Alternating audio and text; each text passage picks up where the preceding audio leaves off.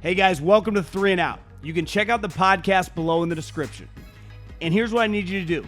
Make sure you subscribe to the Volumes YouTube channel to stay up to date to everything we're doing here on 3 and Out and the Volume.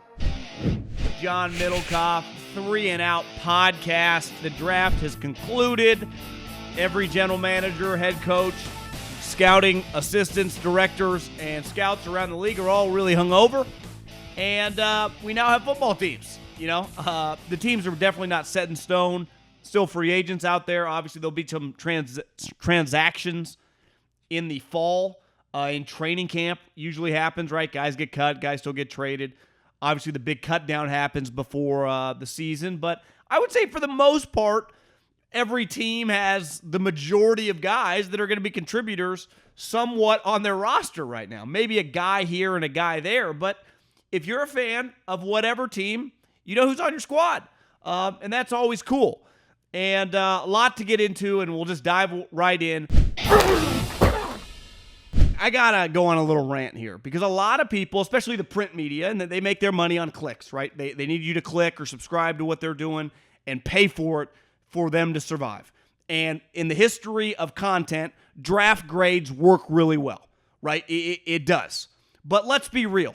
They're the dumbest exercise in the history of exercises when it comes to talking or writing about the draft. Because no one knows a damn thing, including the teams.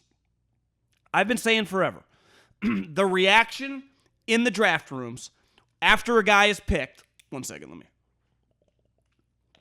get a little agua, is so happy and a lot of jubilation. People are excited.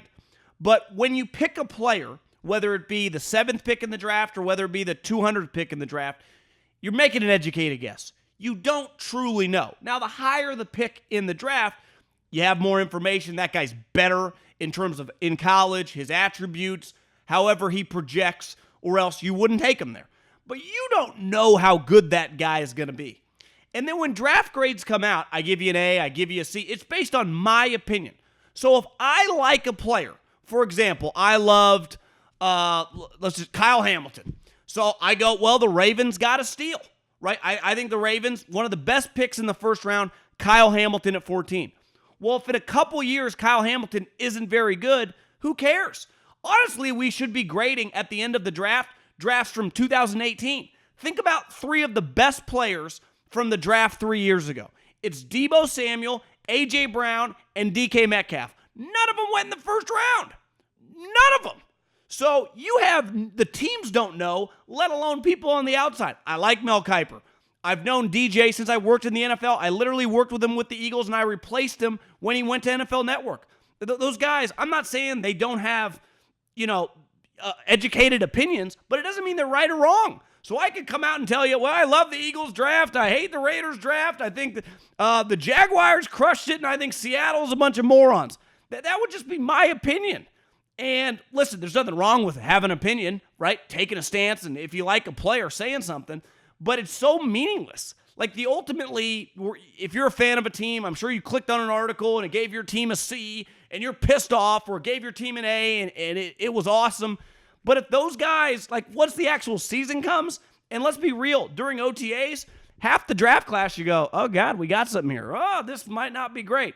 And then even then, until the pads come on in the fall, you don't even know because this isn't even real football. So this exercise, which is never going to go away as long as it's profitable for the media entities, which I don't blame them for doing. I'm a capitalist. I'm pro making a profit. But it's stupid. It doesn't make any sense because no one has any information. These guys haven't even stepped foot. They haven't made one tackle. They haven't caught one ball. How many guys over the years you're like, I think this guy's going to be a player. And then he stinks. Or like, who the hell is this guy? And then he becomes a 7-year starter for your team. It's why I never have a strong opinion on a third-day pick. You know why? Because I have been going to NFL training camps now. What year is it? 2022. This will be my 13th NFL training camp. Just going to different camps in the fall and having access as either a member. I don't consider myself a member of the media, but just a guy with access and a guy that worked for a team.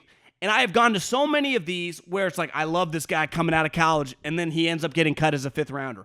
And then I'll be sitting there at 49er practice, and this guy named Matt Breida will catch. I'll never forget being at a practice, in training camp, and he caught this ball down the sideline, and I went, who the hell is that?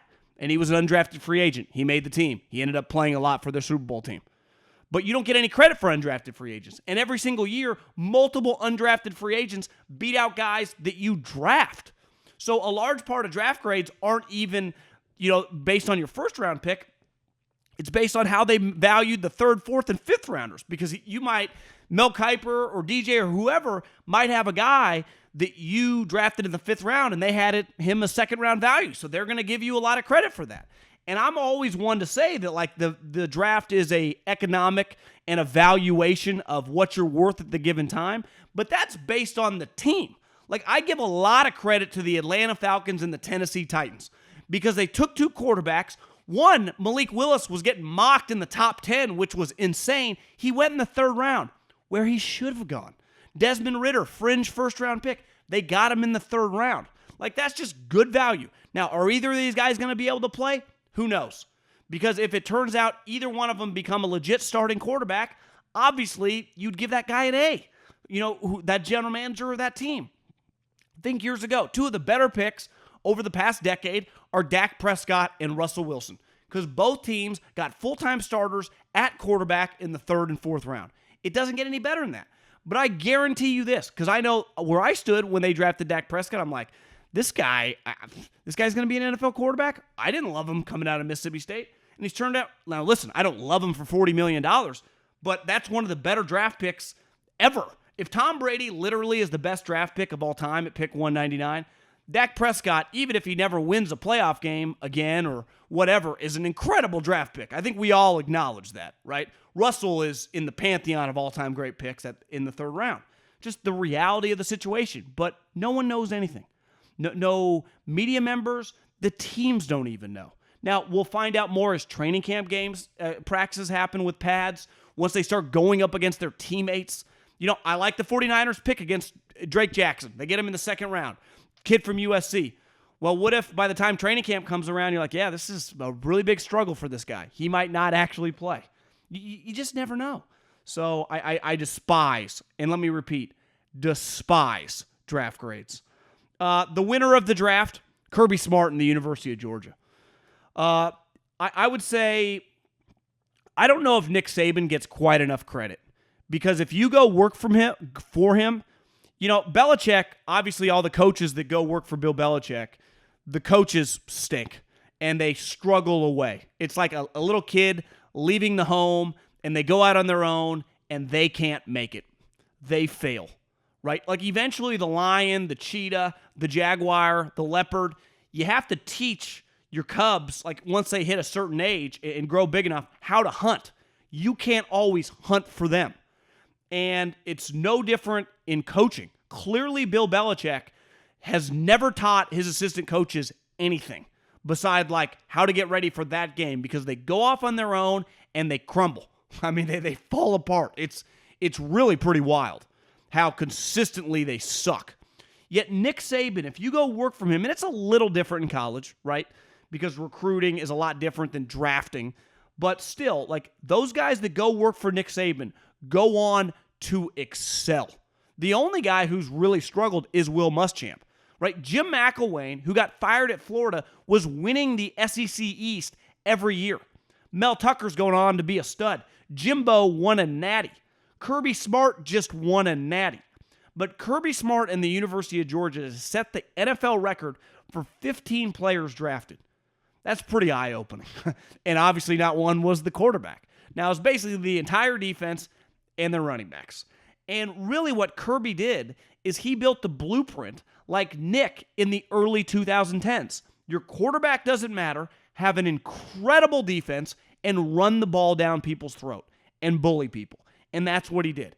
And when you have a class like this who has this many guys drafted, you're going to be able to put this many guys up. It's not like Georgia hasn't been producing NFL players, but this is a whole nother level.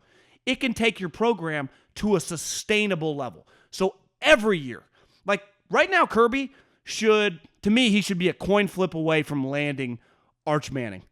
Kirby Smart should win if he can parlay this, and he's recruiting really well, into several more national championships. Now, I don't ever expect him to catch Nick Saban. No one's winning 6, 7 national championships again.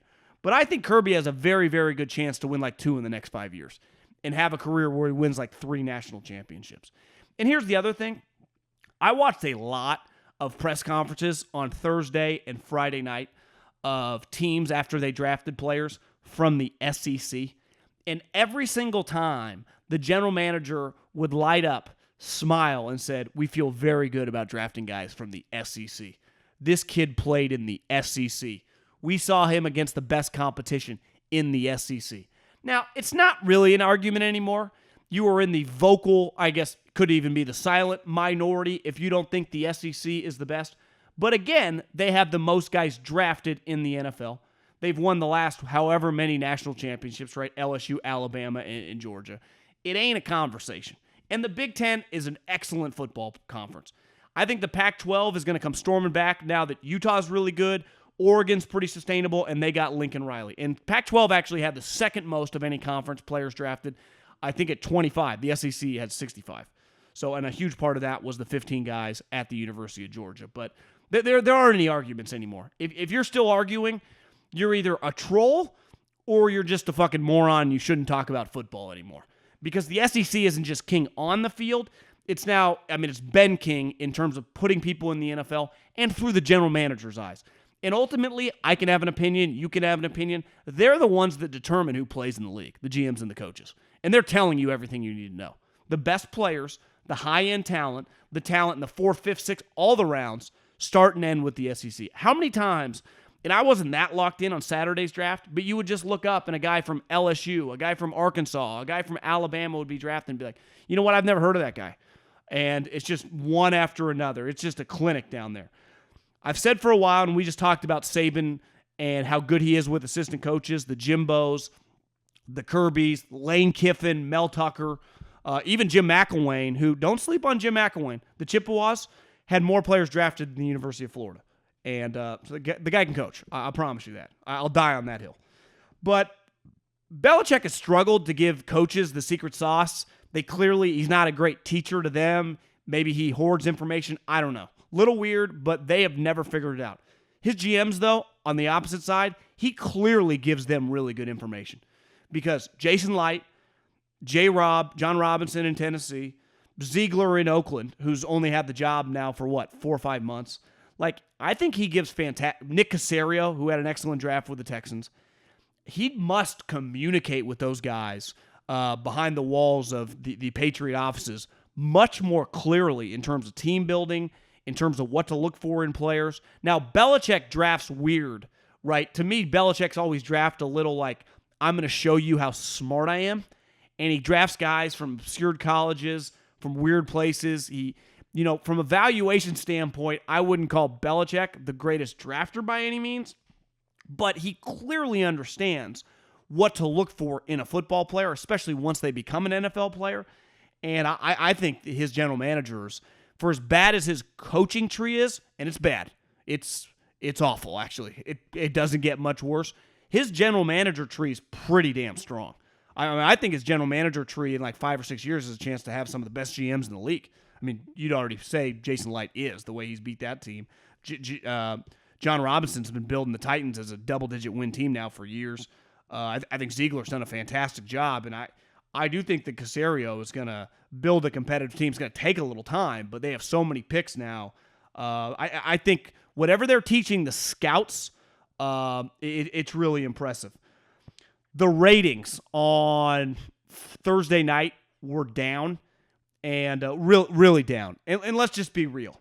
And I'll just be candid. If I didn't feed my unborn children through talking about the NFL, I would have played golf or gone out to dinner. This draft did nothing for me. Partly because 49ers didn't have a pick, but 8 other teams didn't have a pick. There were no star quarterbacks, and let's face it, it really lacks some star power. So, I'll be the last guy to kind of be a shill for the NFL. I think it's very understandable. I don't blame anyone for not watching. But it also, if you just add up the major cities that didn't have a pick, San Francisco the 49ers are easily one of the NFL's biggest brands. Chicago's the 3rd biggest market in America. Denver is a massive NFL city. None of those teams had picks. Why would you watch the first round if your team doesn't have a pick? I mean, Raiders sneaky, national fan base. No first or second round picks. So you just get to a position where it was a unique draft in terms of there were no star quarterbacks. There really weren't that many star players. Like I would say last year, Jamar Chase was a bigger star, and he didn't even play the previous year than any player non-quarterback in this given draft. And then when you factor in all the teams, which just a unique set of circumstances with all the trades that traded away their first and honestly second round picks, like that team, if my team doesn't have a pick, like I'm sorry, I'll go do something else Thursday night. And I love football and I love the draft. Now, I'd be lying. I'd probably still watch it if I was like selling insurance or whatever, but I wouldn't have been locked in as like 2 years ago's draft. The Mac Jones, Trey Lance, Jamar Chase, Devontae Smith, Justin Fields. I mean, that thing felt like an NFL football game. No one was missing that thing. And then when you factored in the teams that were sniffing around for those players, right? I mean, the Chicago Bears ended up getting Justin Fields. The 49ers were taking a quarterback. Belichick, was he going to trade up for one of the quarterbacks? Boston. I mean, these are major markets moving and shaking. The Jets were drafting at number 2 a quarterback. So I just think it's very understandable the reason why the ratings were down. It was just, it lacked a lot of oomph. It lacked a lot of star power.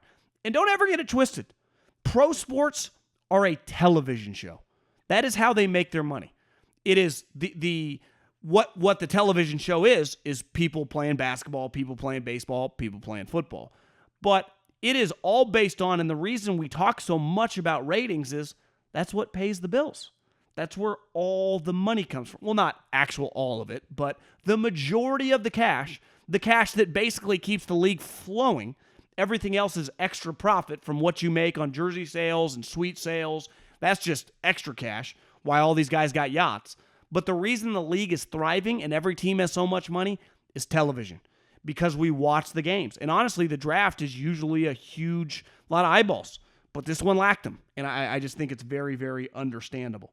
One thing, and I don't know if I mentioned this on Thursday and Friday, it's funny when you're a podcaster, I just talk a lot. And sometimes I'll say something and then people will like send me a text or shoot me a DM laughing about something I said. And I'll be like, honestly, I don't remember saying that. Not that I'm like in the zone, but you just talk. I can't, even after this podcast, I wouldn't be able to like verbatim say exactly what I said. Sometimes you just get flowing and things come out of your mouth. And it went viral, at least on my timeline on Twitter on Friday night. Jason Kelce must have been doing something with Bleacher Report, mentioned that he was a part of the draft process and how he gave him a bunch of offensive linemen really the last couple years to evaluate. Kelce called Cam Jurgens his favorite player of the draft and said that he's been sort of watching centers over the past couple of years for you. Can you sort of explain that relationship and what that's been like? Yeah, when Kelce came back, obviously we don't know. This is a year-to-year thing with Jason, and just very, very fortunate every year that we get Jason Kelce as a player. And whenever he decides to not play anymore, which hopefully is a long time down the line, he can help us in any way he wants. And he said, hey, I love the draft process, and we gave him a few offensive linemen. I have no problem having your smart players on the team that are interested in doing stuff like that be involved. Why wouldn't you do that? Why wouldn't you involve them? Like, I actually think that's good business. If I was a player and I had any inclination or any desire to get involved after my career was done as a front office guy, I think the first thing you would do is reach out to your general manager and coach and be like, hey, is there anything I can do? Is there any, like, you don't have that much going on in the offseason, especially if you're a guy in your 30s, and go, hey, I'd love to watch some guys. If I'm a DB, I'd love to watch some DBs. I mean, Kelce's just been watching the offensive linemen, and he loved the guy, that the team loved the guy, and they ended up drafting him in the second round. And I think that's pretty cool. Just like I thought Draymond, when he went to the draft room and helped them evaluate, that's cool. Why? The guy's passionate about the sport. These guys are smart football players, smart basketball players, smart whatever. Why wouldn't you not involve them if they wanted in? And you watch Jason Kelce talk, and honestly, I saw some other clips of him talking about guys that were drafted to other teams that he had evaluated. He talked just like a general manager. And I said, and he'll have opportunities to do television. Not everyone is meant to be a TV personality. Now, Kelsey, I would say, is a lot different, like Jason Witten. I mean, Kelsey is a big personality. He could easily do media stuff. Honestly, I actually told Coward a while back, I'm like, if you ever want something football-wise like you got with Draymond, I would be all over the Kelsey brothers because they're huge personalities, they're genius football players, and they're unique. They're very, very unique.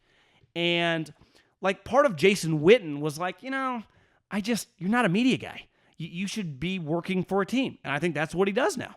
I thought the same thing with Drew Brees. Like to me, Drew Brees is just, he should probably be a general manager or a team president. Like not everyone's meant to be Pat McAfee. Some guys are meant to work in a front office. Like they should, like Drew Brees clearly has elite football skills and elite football knowledge and understanding of the sport. I actually think it goes to waste on television.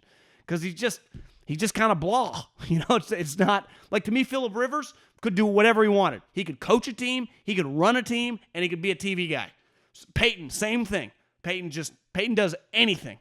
Not everyone is wired like that. Not everyone has those skills.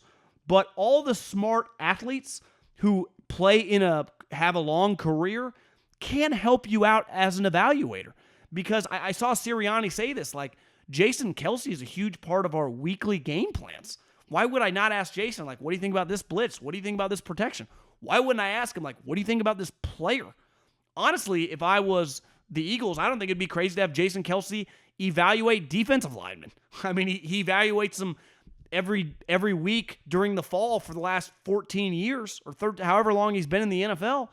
So I think it's very, very smart to utilize guys that want to be utilized. Now, part of it as a player, you have to reach out, and it's got to be something you want to do. Like, I don't think necessarily teams are going to just go to players, but it's probably an underutilized resource. And I would imagine more and more smart teams attempt to do that moving forward now that Jason Kelsey let the cat out of the bag, that he's basically the assistant college director for the Eagles. Kelsey's a stud. If you told me Kelsey is like assistant GM in 5 years after he retires, I would 100% believe you. And these guys, if you have any desire to do that, you can fire up the rankings. I mean, fast, because most guys don't have. Look at John Lynch. John Lynch was a guy who was a solid broadcaster, but I would put him closer to the Witten. He's better than Jason Witten for sure, but he had the itch. He wanted the juice of being in the fire, being in the trenches, where you win or lose. I haven't missed that one day in my life since I've left. I enjoy doing this infinitely more, and I was pretty good. I wasn't bad, but I'm better at this, and I'm more passionate about this. I enjoy doing this more, and part of it, there are business elements of this that never would have been involved, as if I would have kept scouting. But some guys, it's why I have so much admiration for John Lynch. He's rich. He's a Hall of Famer, yet he's evaluating like 6-rounders. Do you know how boring that is? I saw Kyle say in his press conference, he's like, thank God I don't have to watch any more college film till next February.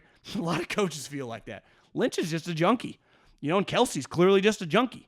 Some guys just, Phillip Rivers, like he just wanted to be a high school coach, Phillip Rivers is just a football junkie. And when you are that, I think you're wasted in this space. I think you belong on the inside, in the trenches of the sport, adding to the competition. And, I think Jason Kelsey is going to be, he has future executive written all over him if that's what he wants to do. And I hope he does that. I'm rooting for him to do that. Thanks for watching 3 and Out. You can check out the podcast below in the description. And make sure you subscribe right now to the Volumes YouTube channel.